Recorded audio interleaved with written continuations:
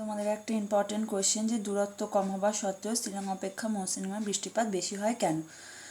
দেখো আমরা জানি যে মেঘালয় মালভূমির একদিকে শিলং আর একদিকে হচ্ছে মৌসিনরাম অবস্থিত। দেখো দুটো একটা পর্বতেরই দুদিকে মানে দুটো জায়গা অবস্থিত, অথচ একটার মধ্যে মানে মৌসিনরামে হচ্ছে পৃথিবীর সব থেকে বেশি বৃষ্টিপাত হয়, অথচ শিলং তার মধ্যে বৃষ্টিপাত হচ্ছে কম।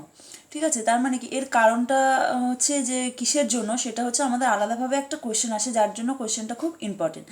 এই ভিডিওটা দেখার আগে আমি পরিচলন বা শৈলক্ষেপ বৃষ্টিপাতের উপর যে ভিডিওটা করেছি, যেটা হচ্ছে আমার যে দেখবে চ্যানেলের মধ্যে, ওখানে তোমরা দেখতে পাবে একটা পরিচলন বৃষ্টিপাত বা শৈলক্ষেপ বৃষ্টিপাতের উপর একটা ভিডিও করেছি। সেখানে শৈলক্ষেপ বৃষ্টিপাতের উপর যে ভিডিওটা, সেইটা তোমরা আগে একটু দেখে নেবে, তাহলে সেখানে বৃষ্টির ছায়া অঞ্চল, অনুবাদ ঢাল, প্রতিবাদ ঢাল, এই বিষয়গুলো যদি বুঝে যাও তাহলে দেখবে এই কোশ্চেনটা বুঝতে একটু সুবিধা হবে। সেই জন্য এই কোশ্চেনের উত্তরটা দেখার আগে তোমরা হচ্ছে আগে ওই ভিডিওটা একটু দেখে নিও, তাহলে বুঝতে সুবিধা হবে।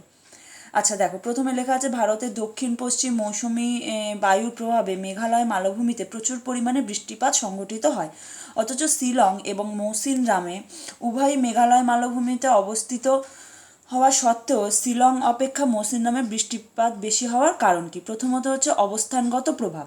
কি বলছে? মৌসিনরাম মেঘালয় মালভূমির খাসি পাহাড়ের প্রতিবাদ ঢালে অবস্থিত, ফলে আর্দ্র দক্ষিণ পশ্চিম মৌসুমি বায়ু বঙ্গোপসাগরীয় শাখার প্রভাবে মৌসিনরামে প্রচুর পরিমাণে বৃষ্টিপাত হয়, প্রায় 1200 থেকে 1400 সেমি। অন্যদিকে শিলং পাহাড়টি খাসি পাহাড়ের অনুবাদ ঢালে অবস্থিত হওয়ার জন্য বৃষ্টিপাত কম হয়। এর মানেটা কি? অবস্থানটা অ্যাকচুয়াল হলো এরকম। দেখো, এটা ধরো হচ্ছে মেঘালয় মালভূমি বা খাসি পাহাড়, যার একদিকে হচ্ছে মৌসিনরাম অবস্থিত আর একদিকে হচ্ছে শিলং। এবার দেখো, এটা হচ্ছে ভারতের মধ্যে। এবার ভারতের ম্যাপটা যদি মানে দেখি যে ঠিক এই জায়গাটা ধরে যদি তুমি দেখো, ঠিক আছে, এই জায়গাটা ধরে এই জায়গাটাই হচ্ছে তোমার হচ্ছে খাসি পাহাড় বা মেঘালয় মালভূমি, যার একদিকে হচ্ছে মৌসিনরাম আর একদিকে হচ্ছে শিলং অবস্থিত। ঠিক আছে, এবার দেখো দক্ষিণ পশ্চিম মৌসুমি বায়ু, দেখো নামটা শুনেই বুঝতে পারছি বায়ুটা দক্ষিণ পশ্চিম দিক থেকে আসছে। ঠিক আছে, দক্ষিণ পশ্চিম মৌসুমি বায়ু, এখানে দক্ষিণ পশ্চিম মৌসুমি বায়ু বা মৌসুমি বায়ুর সঙ্গে ভারতের কি সম্পর্ক বা ভারতের উপর কি প্রভাব ফেলছে সেই নিয়ে একটা ভিডিও রয়েছে, সেটা একটু তোমরা দেখে নিও। ঠিক আছে, এখানে শুধু তোমাদের বোঝানোর জন্য এইটুকু বলে রাখি যে আমাদের ভারত হচ্ছে পুরো মৌসুমি জলবায়ুর দেশ, মানে আমাদের ঝড় বৃষ্টি, খরা হোক, বন্যা হোক, সব কিছু কিন্তু মৌসুমি বায়ুর আগমন বা প্রত্যাগমন বা ফিরে যাওয়ার উপর কিন্তু নির্ভর করে।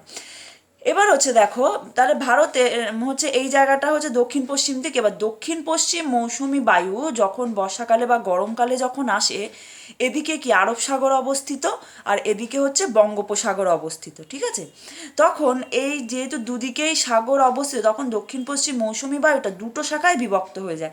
একটা যেটা ভারতের পশ্চিম দিক থেকে যায়, সেটা হচ্ছে আরবীয় শাখা, কারণ হচ্ছে ম্যাপের এটা পূর্ব দিক আর এটা পশ্চিম দিক, সেটা হচ্ছে আরবীয় শাখা। আর যেটা এদিক থেকে ভারতে প্রবেশ করে সেটাকে বলে হচ্ছে বঙ্গোপসাগরীয় শাখা।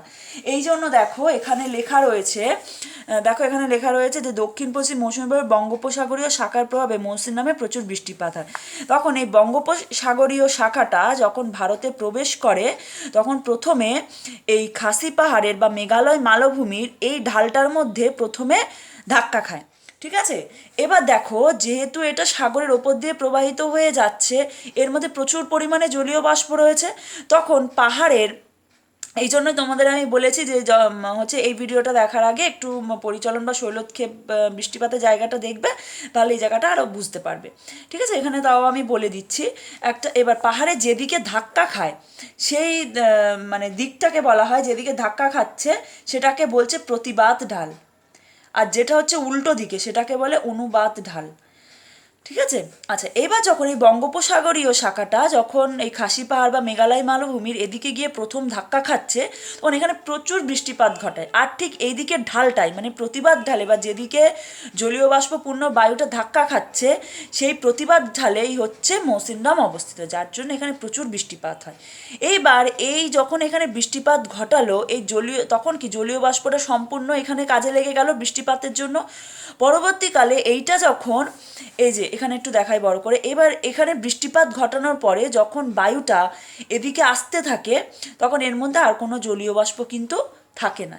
জলীয় বাষ্প না থাকার কারণে এদিকে কিন্তু বৃষ্টিপাত কিন্তু আর ঘটাতে পারে না, যার জন্য একই মালভূমি বা একই পাহাড়ের উভয় দিকে অবস্থিত হওয়া সত্ত্বেও কিন্তু মৌসিনরামের মধ্যে বৃষ্টিপাত বেশি হয়, শিলংয়ের মধ্যে কিন্তু বৃষ্টিপাত কম হয়। আচ্ছা, এর পরবর্তী লেখাটা দেখো, বাতাসে জলীয় বাষ্পের তারতম্য। জলীয় বাষ্পের তারতম্য কেন বলছে? জলীয় বাষ্পপূর্ণ বায়ু দক্ষিণ পশ্চিম মৌসুমী বায়ুর বঙ্গোপসাগরীয় শাখা খাসি পাহাড়ের প্রতিবাদ ঢালে প্রবল বৃষ্টিপাত ঘটানোর পরে যখন অনুবাদ ঢালে এসে পৌঁছায় তখন তাদের জলীয় বাষ্পের পরিমাণ খুবই কমে যায় এবং অনুবাদ ঢাল ধরে ক্রমশ নিচের দিকে নামতে থাকে বলে ওই বায়ুর উষ্ণতা বাড়তে থাকায় শিলংয়ে বৃষ্টিপাত হয় না। ঠিক আছে, এ দেখো যেটা আমি এখানে দেখালাম, এই যে এখানে বৃষ্টিপাত ঘটানোর পর এটা ধীরে ধীরে নিচের দিকে নেমে আসতে থাকে। এর ফলে কি হচ্ছে? এতে তো আর কোনো জলীয় বাষ্প থাকে না, আর এটা বৃষ্টিপাত ঘটানোর আর কোনো কিন্তু সুযোগ এখানে থাকে না। এই জন্যই অনুবাদ ঢালটাই হলো অ্যাকচুয়াল বৃষ্টিচ্ছাই অঞ্চল। বৃষ্টিচ্ছাই অঞ্চল মানে যে এই অঞ্চলটাতে বৃষ্টিপাত হয় না। এখানে একটা কোশ্চেন আসে যে ভারতের একটি বৃষ্টিচ্ছাই অঞ্চলের নাম বলো, তখন কিন্তু বলবে শিলং। আর দুটো বললে একটা হচ্ছে যে যেমন এখানে আমি বলে দিই, আরেকটা হচ্ছে পশ্চিমঘাট মালভূমির পূর্ব দিকটা। মানে কি, দেখো আরবীয় শাখারে দক্ষিণ পশ্চিম মৌসুমী বায়ুর একটা শাখা বঙ্গোপসাগরীয় শাখা, আর একটা হলো আরবীয় শাখা। এই আরবীয় শাখার একটা শাখা যখন ভারতে এদিক থেকে প্রবেশ করে, এখানে কি অবস্থিত? এদিকে পশ্চিম দিক, তাহলে এখানে পশ্চিমঘাট পর্বতমালা অবস্থিত। এই পশ্চিমঘাট পর্বতমালার এদিকটা মানে পশ্চিম দিক আর এদিকটা মানে পূর্ব দিক। এই পশ্চিম দিকে ধাক্কা খায় বলে পশ্চিম দিকে প্রচুর বৃষ্টিপাত ঘটায়, আর এদিকে বৃষ্টিপাত ঘটানোর পরে যখন পশ্চিমঘাট মালভূমির অপর প্রান্তে আসে ঠিক এরকম একই ঘটনা ঘটে। এদিকে বৃষ্টি হওয়ার পর যখন এদিকে যাচ্ছে বৃষ্টি হচ্ছে না, এখানেও তাই। আরব সাগরীয় শাখা পশ্চিমঘাট পর্বতের পশ্চিম দিকে বাধা পাচ্ছে, কারণ এটা যেহেতু পশ্চিম দিক থেকে প্রবেশ করছে পশ্চিম দিকটাই আগে পাচ্ছে। আর পরবর্তীকালে এখানে বৃষ্টি ঘটানোর পরে যখন অপর ঢালে যায় তখন কিন্তু সেখানে আর বৃষ্টিপাত ঘটাতে পারে না। তাহলে ভারতের দুটো হচ্ছে বৃষ্টিচ্ছাই অঞ্চলের নাম কি? একটা হলো পশ্চিমঘাট পর্বতের পূর্বঢাল, আরেকটা হলো শিলং। ঠিক আছে। আচ্ছা, এইটাই হলো কারণ। এই নোটটা কিন্তু তোমরা লিখে নেবে, এই নোটটা কিন্তু মানে খুব ইম্পর্টেন্ট কোয়েশ্চেন, এটা কিন্তু তোমাদের পরীক্ষায় খুব আসে।